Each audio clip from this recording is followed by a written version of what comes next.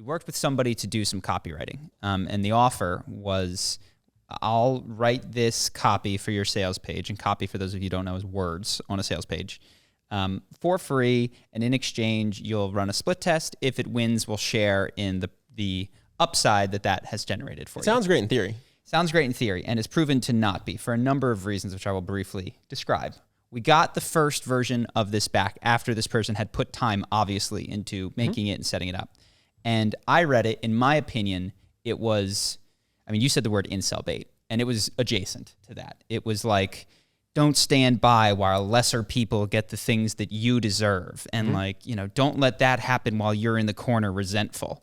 And I was just like, I hate this. I don't like the way this is written. It's not who we think Charisma on Command viewers are, and it's not who we made the course for. Right. Yes. And in addition to that, there was, I think, you know, guesses as to like piecing together elements of the story that I had talked about, like how I did my thing, but trying to write it in a way that was engaging. So taking guesses as to what exactly in that particular moment motivated me, and like messing the timeline up. So some of it, in a way that is understandable, but also like check with me, was not factually true.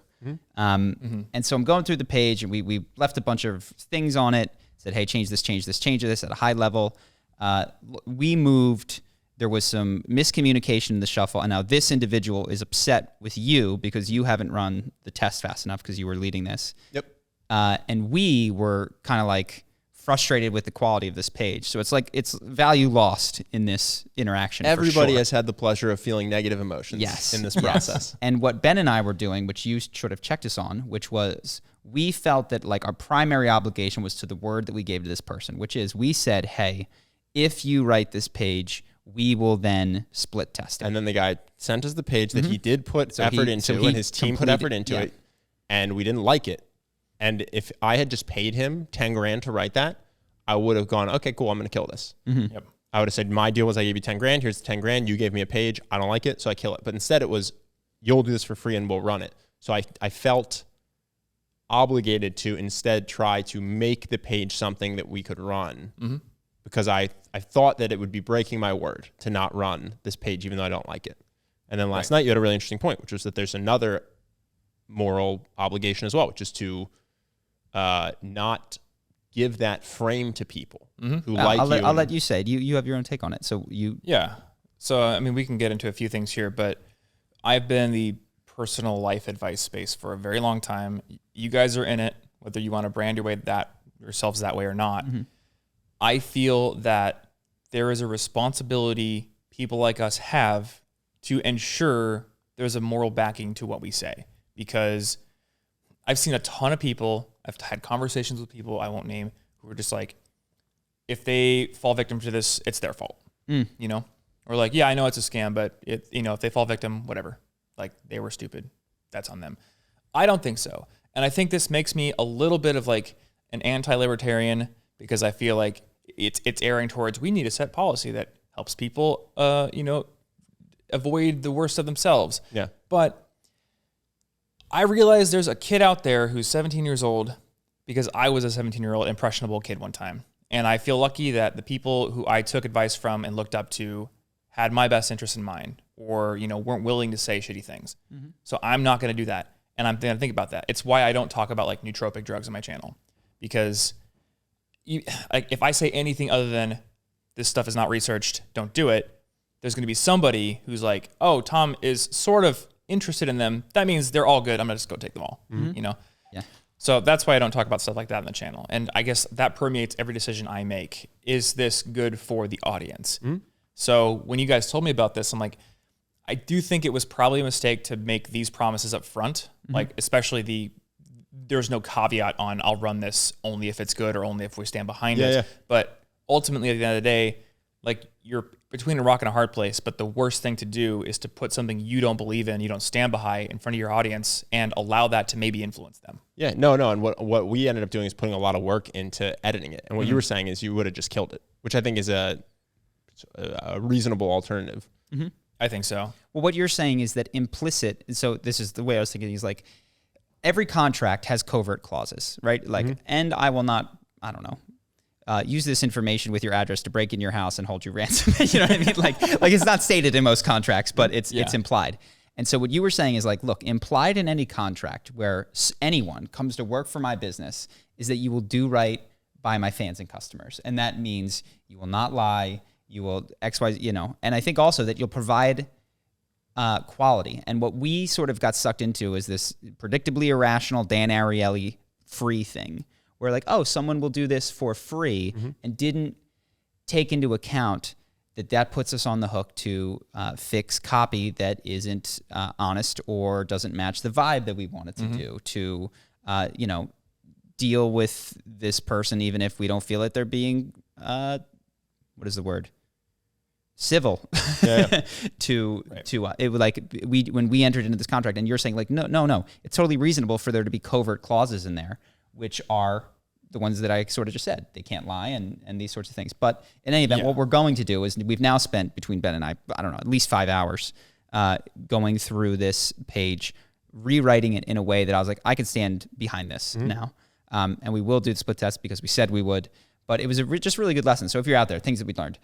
Free has a cost. I know this. I've learned this before. Why does it take me so long? Well, this came through a friend was I think the reason. So we get hit up all the time for free. Hey, can I write you for free? Can I for free? And we always say no. Yeah, but this came through a friend. And so that just went through my defenses. I guess I didn't have that same skepticism. I'll tell you, if you're in a business, another one, if a copywriter doesn't, especially if it's like a thing like doesn't talk to customers, or I think it would be important to talk to me. Like, I actually think people misunderstand copywriting, and that's kind of what I came to last night. People think of copywriting as like, my job is to write persuasive words that make people buy a product. And I think if we ever do copywriting or train copywriters, like, no, your job is to be a customer success expert. And that's to be involved in the product and figure out what it takes to get this from an 8.7 star rating to a 9.5 star rating. And then to mention that those things now exist in the product on the sales page. It's to like redesign the product, add the pieces that are necessary, find out what's missing so that it's so awesome that all that you have to do is talk about it. You know, and of course, yes, you can tell stories, and there's, you know, ways of framing things that are more powerful while still being honest than other ways of framing things. So there are some copywriting tools that I'm not throwing out,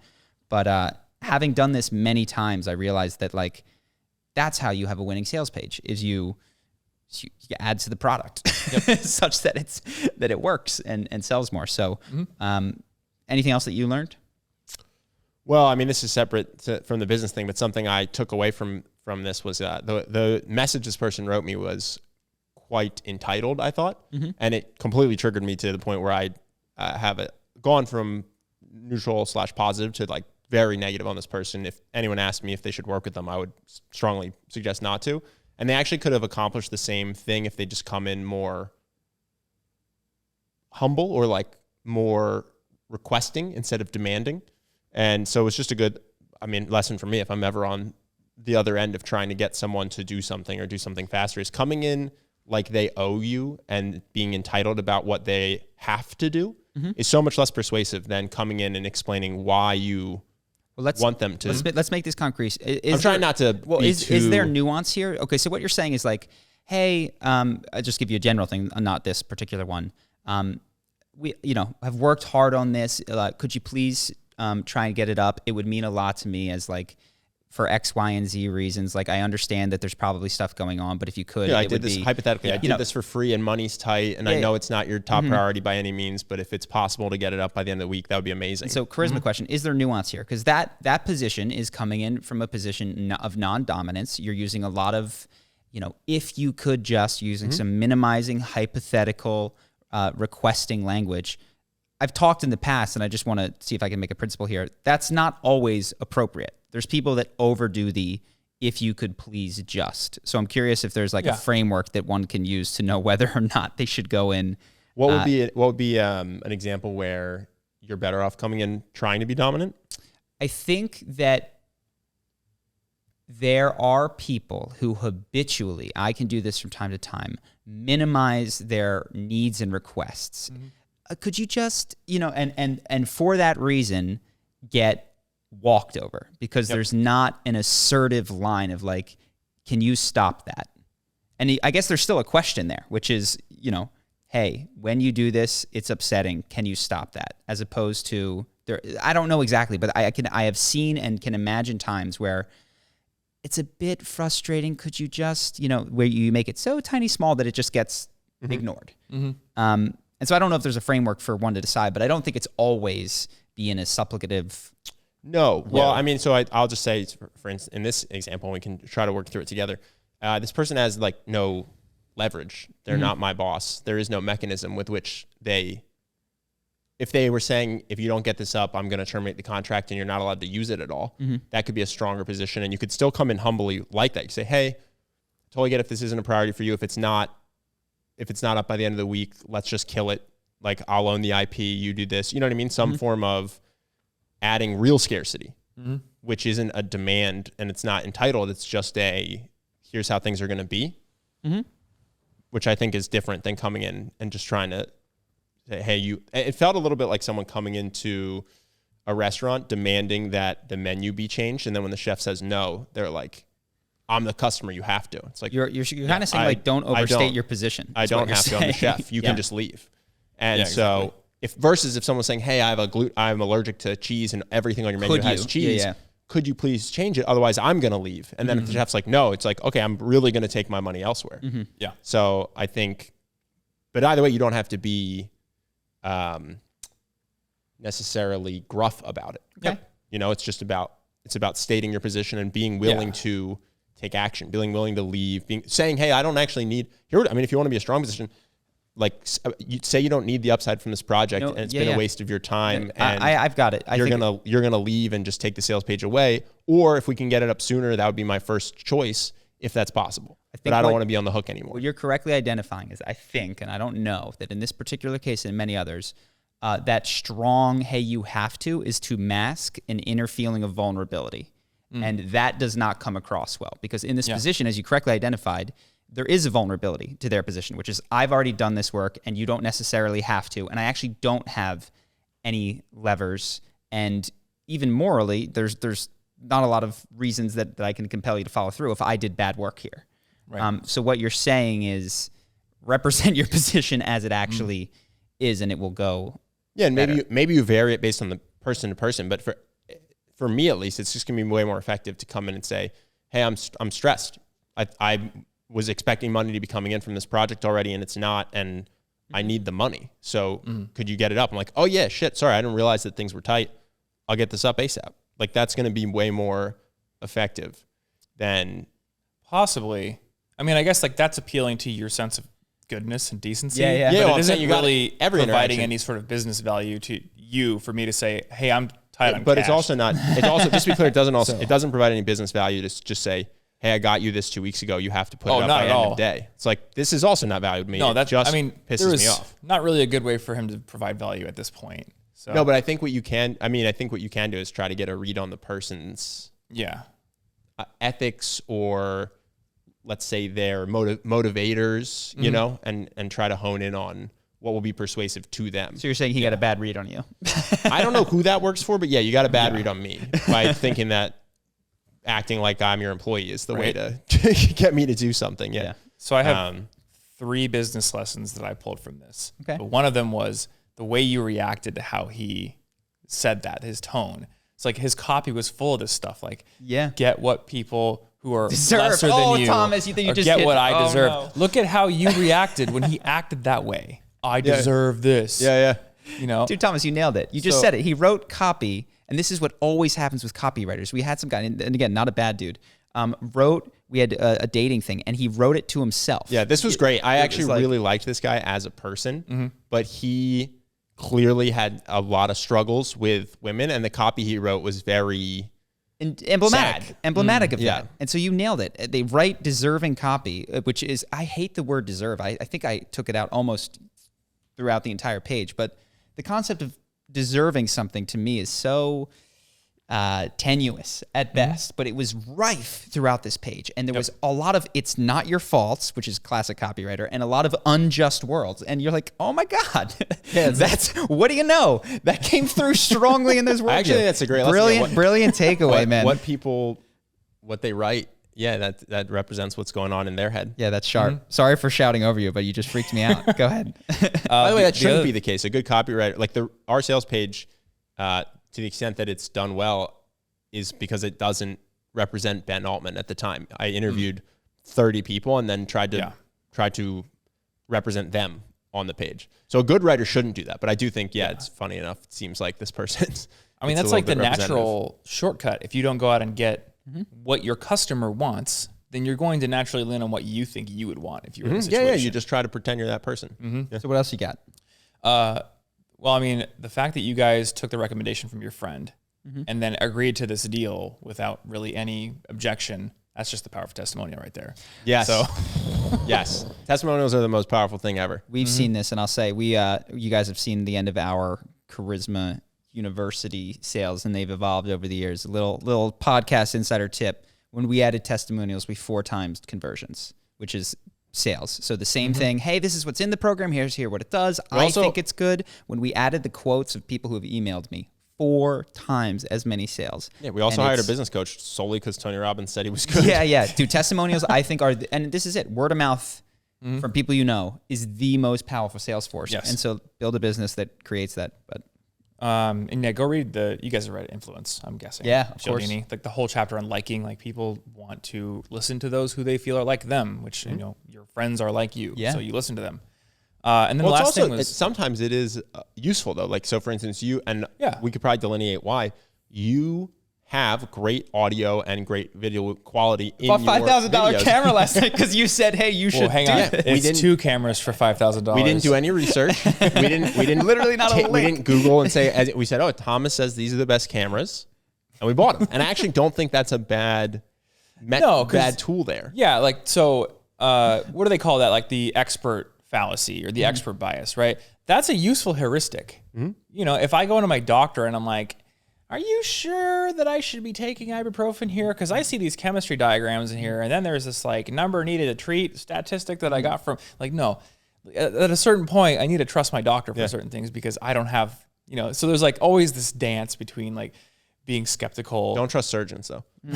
But not surgeons. Seriously, I do feel that way. You think so? Yeah, I've had multiple surgeons tell me I needed a surgery that when I got second and third opinions, there was conflict. I guess that's the real hack is get the second and third opinion. And see you're if they combining are 2 things. The 2 things that you're combining in this case are that surgeon, independent of the financial incentive, probably would have given you the right decision. But when you financially incentivize him to make a boatload of money by cutting you open. Correct. Thomas makes no money unless he secretly works for Sony from recommending those cameras. Secret Sony shill. But surgeons, from my experience, when they're the ones getting paid, surgery seems like a pretty good option. I mean, there's that old saying, right? You know, when you have a hammer, everything looks like a nail. Yep. So it's tough to actually work past that. Yeah. I mean, I have that problem. People are like, should I use Notion for this? And I'm like, always. I really want to say yes, but what you described, I don't know.